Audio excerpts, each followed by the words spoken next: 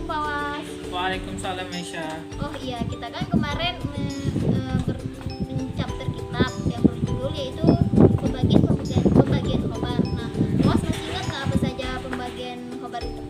Ingat dong, yang pertama tuh khobar waktu bisa fihi, yang kedua khobar waktu bisa fihi, dan yang ketiga khobar masmum.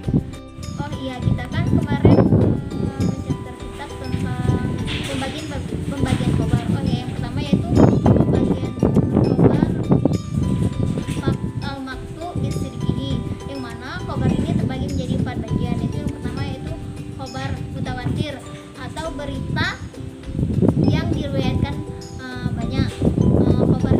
Khobar mutawatir merupakan ada sesuatu yang diriwayatkan oleh sekelompok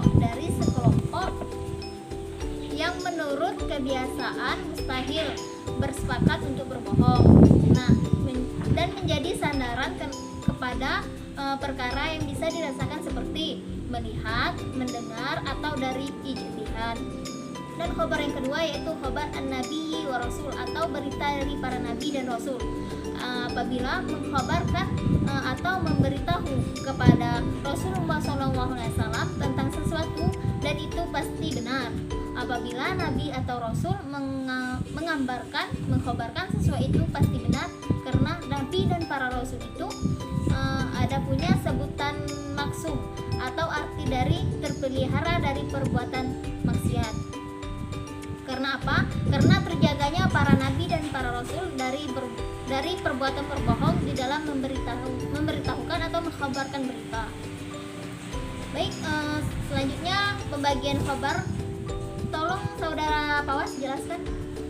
Nah, yang ketiga tuh adalah khabarul ladzi yaqa'u bi kisbihi atau ketetapan Nabi sallallahu alaihi wasallam. Apabila ada seseorang memberitahukan khabar di depan Nabi sallallahu alaihi wasallam tentang suatu perkara dan Nabi menetapkan suatu perkara tersebut, maka khabar itu menjadi terputus. Dan yang keempat adalah adanya suatu dalil seperti khabar yang menyebutkan bahwasannya api itu membakar, dan sepakat para ulama menyebutkan api itu membakar.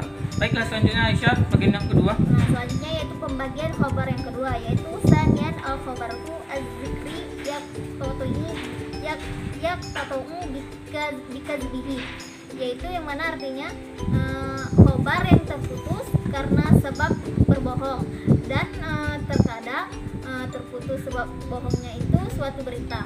Yang pertama yaitu suatu yang diketahui perbedaannya dari aslinya, seperti contoh berita. Nah, sesungguhnya api bahwa sahaya api itu dingin. Khobarnya menyalahi ketetapan bagian dari paling besar bagian dari khobar. Dan yang kedua yaitu suatu yang diketahui perbedaannya dengan dalil seperti khobar. Nah, contohnya tentang sisi segitiga sesungguhnya ia meratakan 200 sesungguhnya alam itu lama. Baik, selanjutnya itu saudara Paul. Baik, yang selanjutnya adalah khabaru mud'a risalah au nubuwal yum.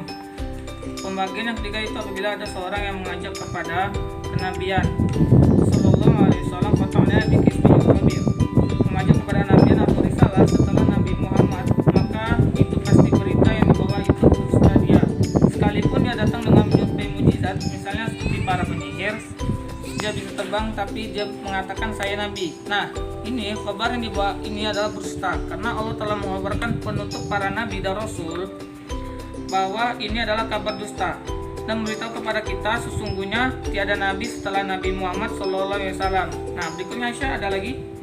Pembagian yang kedua yaitu ma yakhalifu as-sunnati al-mutawatir wal ijma'i al-qat'i, yang artinya yaitu khobar yang ketiga ini atau yang terakhir yaitu khobar maznun, yaitu sesuatu yang menyalahi sunnah al-mutawatir dan ijma yang secara pasti.